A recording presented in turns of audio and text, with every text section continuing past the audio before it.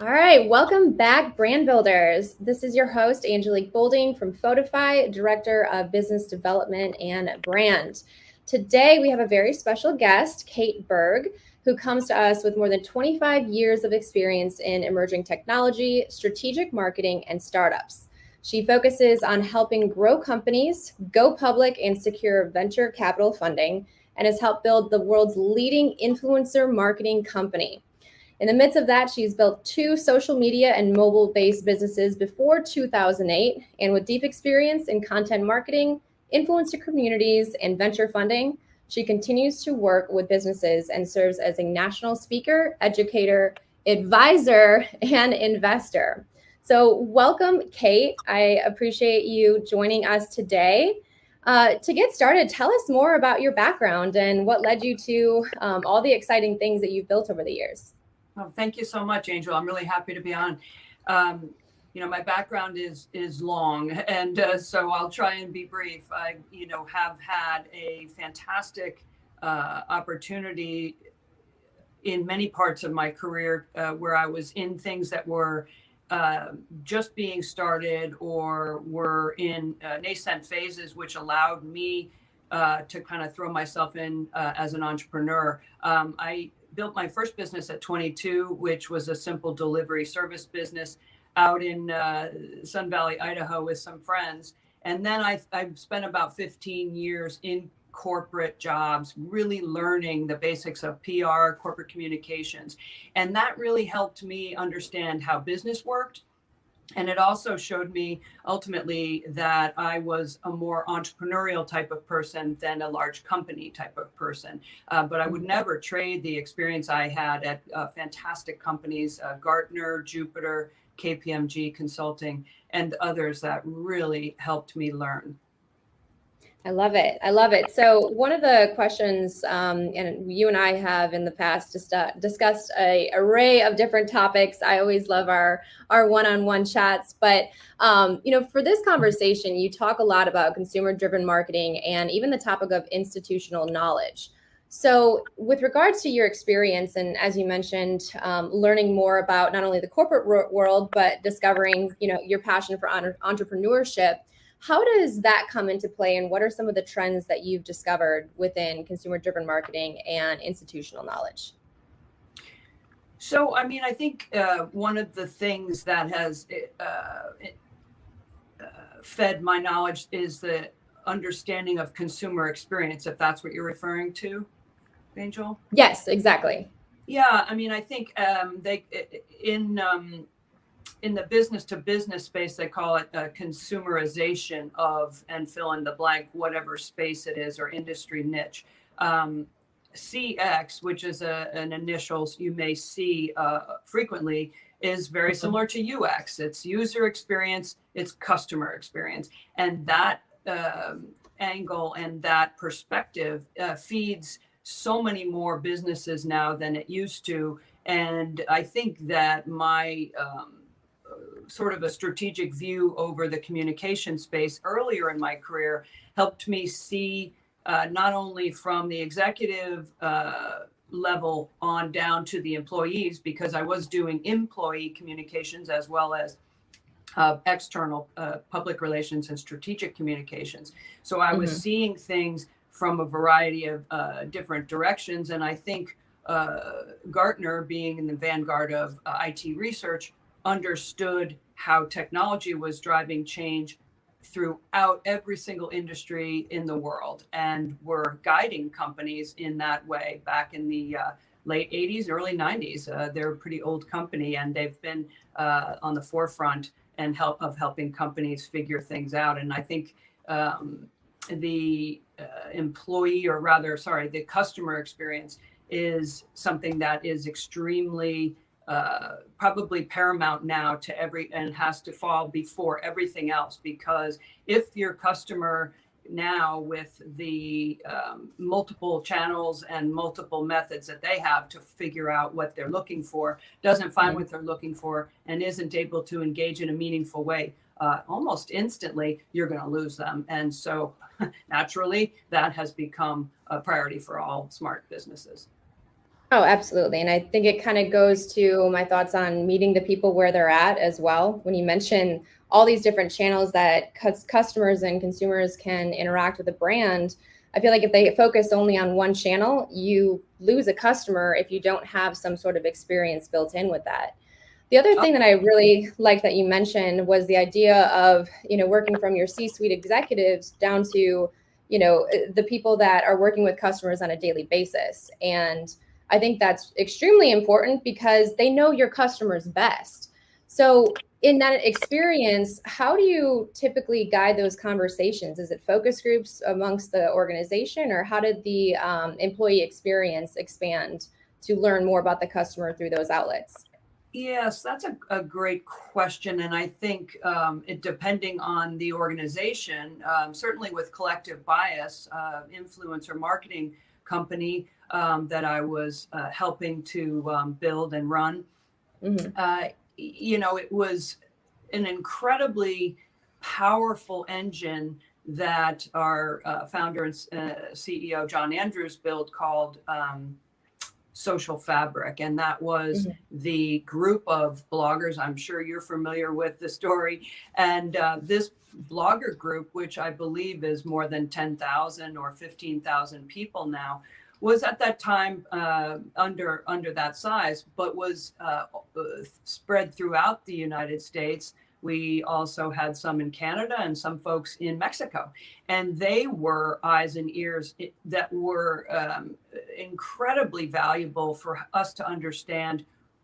what consumers were interested in and what they just did not enjoy. And frankly, we relied upon them as a sales team, as a Mm. operations team, probably as our predominant focus group, so to speak. And Sure. we did occasionally get asked by companies who were looking to expand into a new product line to use our panel, if you will, of bloggers throughout the country to vet different ideas and act as focus group. That particular product line, we just didn't have time to flesh out and explore too much because we were too busy focusing on our core offering.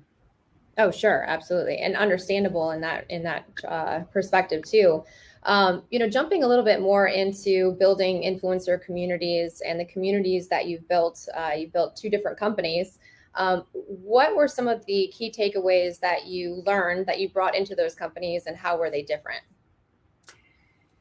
Well, I did a hybrid company back in the early 2000s, which was when Facebook was still within the walls of Harvard and Hmm. was Oh not yeah. out in the public sphere yet. But I was familiar with Friendster and the precursors and thought it was an interesting model. And I was also familiar with Meetup. And so I built a Okay. business that was a combo of those two. And I didn't have a whole lot of data to go on. I remember researching dating sites as as an analogous example, just to try and see how communities were, frankly, consuming information and what they wanted. And I feel like there's some interesting lessons there. The nichification of dating sites that's happening now. Photofy certainly is familiar with really passionate niche communities. Um, Hmm. I think at that business that I'm referring to, I think what I realized was that people are extremely interested in the social aspect of any kind of activity. I realized just how important social interaction was. And frankly, that was my core thesis for launching the business. And what I found fascinating was I did advertising and marketing in order to drive membership because it was a paid membership. That was the model. And commercial partners, businesses also paid.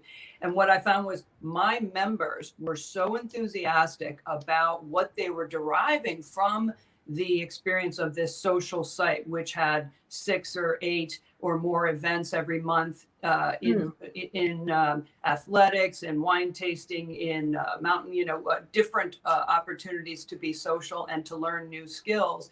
What I Hmm. learned was those people were telling other people, and the word of mouth was driving growth more than any other factor. Oh, wow. That's that's kind of like the creme de la creme of growing a business, is when you can have that word of mouth factor built into things. I mean, essentially consumers and customers, as you're building community, that's where a lot of that information sparks from, and where they're going to trust their neighbor and trust what their friends say most.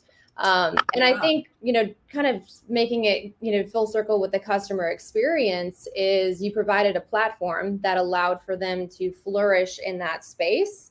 And I mean, I probably learned a lot in the midst of it as well, with events and whatnot. How did events roll out with something like that? Were they peer-based events as far as they were setting them up like we do now, or are these things that you planned? Yeah, that's such a great question, Angel, because I had to provide, because they were being charged for, the offering. I provided a base of 6 events every month, and they were simple things like an hour-long happy hour at a restaurant on a slow night for that restaurant. That restaurant wins because they have a group in there from 6 to 7 or 5 to 6 or whatever. So some of the base events I planned. And then definitely members were encouraged to put their own events on the calendar, which was part of the credo that I entered into the business with. I did not want to be Julie, the cruise director, to make an old Love Boat reference. I wanted this, I think you should have skin in the game. I think it changes the equation for the participants. So now they're co-creators. And I've taken that philosophy into other businesses as building software. Getting your customers' input to drive, the development is a critical and an obvious thing for your development efforts. But so point is that those members of Avenue B, that was the name of the business, were requested, not required, to offer their own skills to the group if they had special skills in language, in wine, in dance. I had 2 members who were, as a hobby for years, had taken international dance, and they were absolutely phenomenal. And they had beautiful costumes they'd invested in, and they were thrilled to be able to share that with us at a couple of summer parties. And they brought their own music, and they shared that with us. And that's just one example of how wonderful and organic it was. Sure. And I think back even to like the content creation side of things, is you had this group of people, word of mouth is one thing, but then if they're engaging and talking about the event, taking photos, then that not only is helping market, Avenue B, but also these local businesses that you're plugging into. So the amplification of this community within other sub-communities it's incredible. I mean, I wish it wasn't. I wish it had happened, recently, and I was ahead of the curve, because when I think back, I was the only one amplifying, because this was 2005, 2006. Yeah. Smartphone penetration was nil at that point. Photo taking was not a thing, except if you took photos, with your camera. And but to your point, I learned how valuable that was, and every single week with the newsletter, there were event photos and a quick little paragraph about what went down, and it was rocket fuel for community growth. I like that reference too, the rocket fuel of that. The other question that sparks on this, and one of the questions I had laid out here, is in regards to trends. And obviously during the pandemic, everything was shut down. People weren't doing events. And so a lot of these conversations and a lot of things shifted to building community online. How do you think, with that same kind of experience that you've had in building community and what you've seen, and perhaps even trends that you continue to see, how do you think that has changed the way that we communicate, and what do you think will stay? Are we going to keep doing these online virtual meetups? I mean, how do you think that has influenced this next wave of communication? Yeah, that's such a good thought. And complex. I think, pardon? Complex question and rolled into one there. It is complex, but what immediately came to mind was, if you recall, in the beginning of the lockdown 2 years ago, how Clubhouse came onto the scene. And I think that, to me, immediately, and I jumped in. I was invited by a friend on LinkedIn who's in a startup, And I really was curious from an intellectual standpoint more than anything else to see how voice was going to play a role, as we really had not been in that space.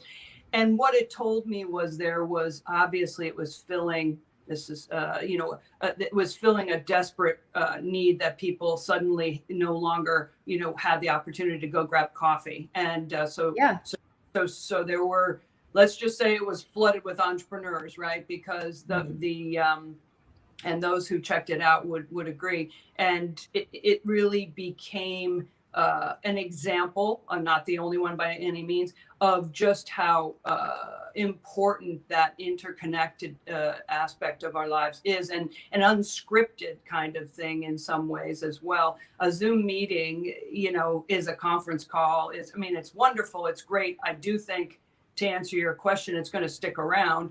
I think people recognized and continue to expand on, there are multiple ways we can work together. I'm sure you may be experiencing this in your business. I think the numbers are astonishing how companies have changed their requirements for remote work in reaction to the workers, many of whom are rather senior and carry a lot of weight, are saying, you know what, I can only do 1 day a week in the city. The rest of the time I'd like to be remote. And the company's saying, that's okay. That works for us. So certainly that's a big and long tail impact for businesses. Sure. And I even think about some of my own experience in that space where it has also allowed me to plug into other communities that feed me within, personal development, professional development that I might not have had access to otherwise. Oh, yeah. There's a mastermind that I'm a part of that is an international mastermind. We meet once a week, and there's people from 20 different countries that come on to this call, which, can you imagine being in something like that? Like, okay, that's incredible. We did have, Zoom for a while now, and we've been doing conference calls, but I feel as though it amplified the accessibility that we had to some of these communities. And we also jumped in out of necessity. There are a lot of folks that are kind of freaked out by being on camera, so to speak. And as if sitting in a room, it's the same thing. You're sitting in a room going to a meeting. Well, I think you get shy when there's an actual camera on you. And, especially introverts and also folks from a different generation, the older generations.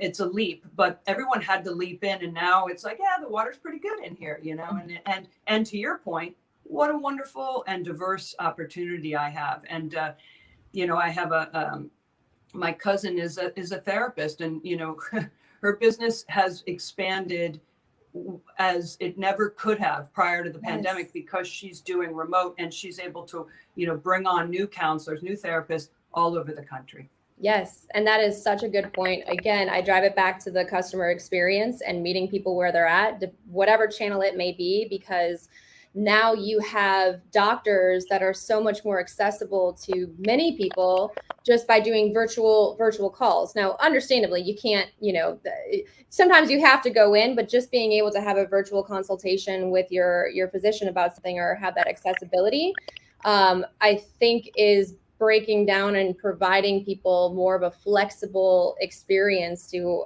self-care and healthcare as well. Yes. But the other question that I have, and I've thought about this a lot, working in business development and brand management, I have partners all over the nation, and, some of my partners are global. Do you ever think that this experience could fully replace the need for in-person conversations and relationships? No, should I say no? We got the metaverse coming. I'm just that's what I'm thinking about. I'm saying no now, but for the next 10 years, no.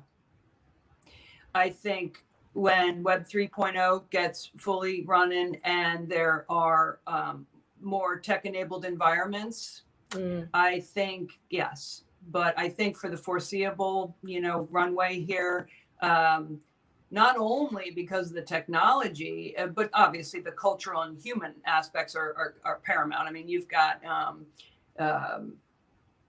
as we just covered, that social need that itch that needs to be scratched. And those things are pretty hardwired.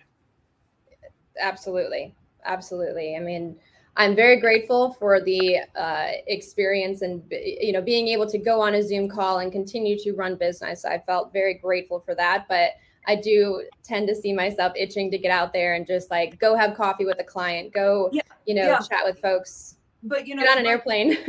But it's an interesting thought exercise, Angel, because humans, as we all know, are very adaptable, and we might be surprised how quickly, we get to, I mean, I think about when you go to a conference, have you ever been to a multi-day conference and you go back to your hotel and just lie on your bed for 10 minutes and stare at the ceiling because you're just, you're wiped out from the, the exertion of socially connecting without any real break.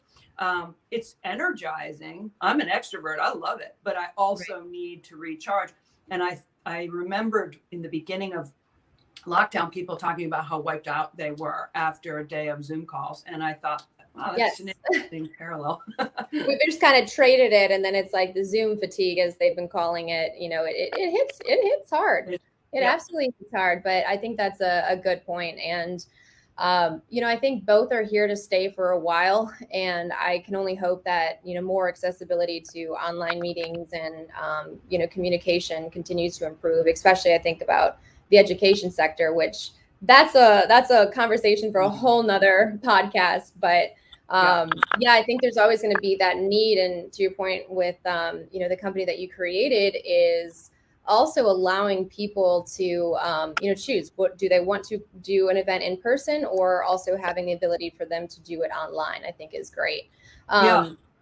Going back to some of the trends in customer experience, what are some of the other things that you're seeing and predicting right now that you believe will have a major influence in the next few years to come?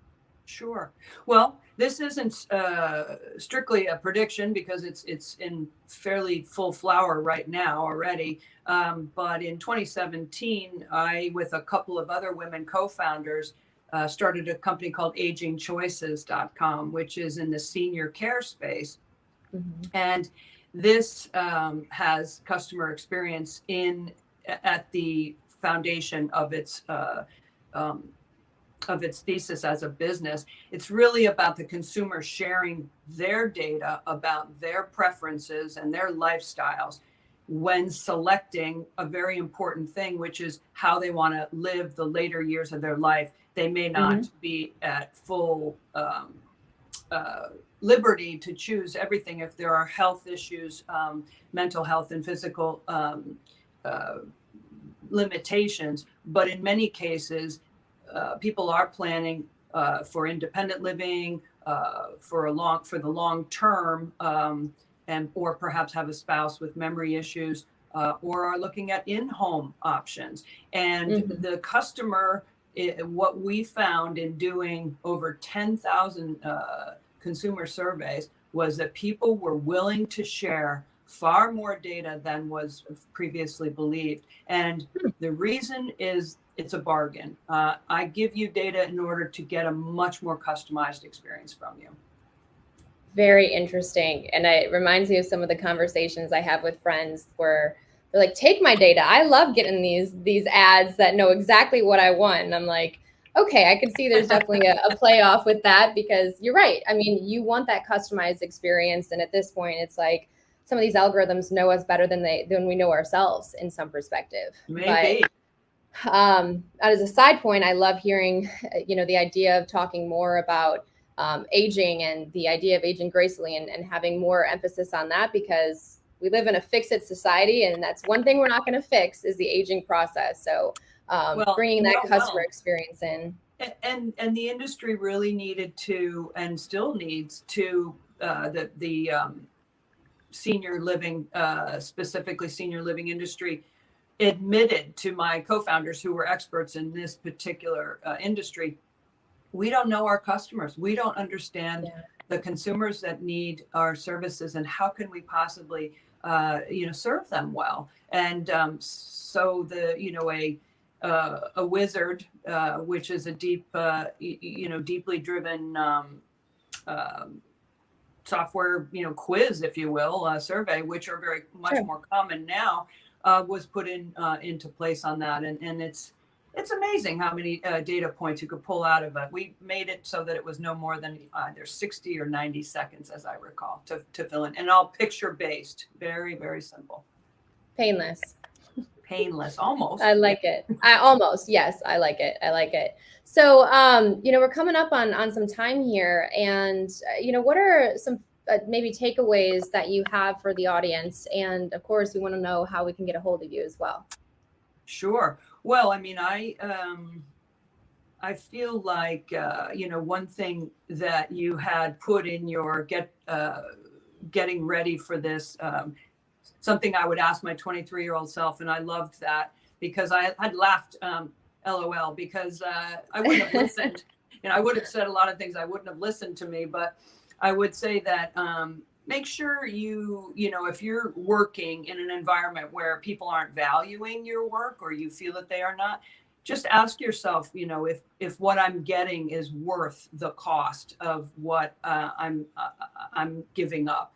And actually, that particular example, when I was probably 25, the answer was, it was rough with the boss I had at the time, but it was really worth it because I learned so much, and I was given an awful lot to do. So I was happy to. But I think it's a good question to ask yourself. I like it. Thank you, Kate. And then as far as joining you on LinkedIn, okay. And then I think you have Kate with a T in the middle, Kate T. Berg, and also on Twitter, Kate T. Berg, on Insta, forget the T. Forget the T. I like it. Well, Kate, thank you so much for joining. And of course, I know I'll be talking to you soon. So keep in touch. And yeah, thank you. Absolutely. Have a great week. All right. Bye-bye.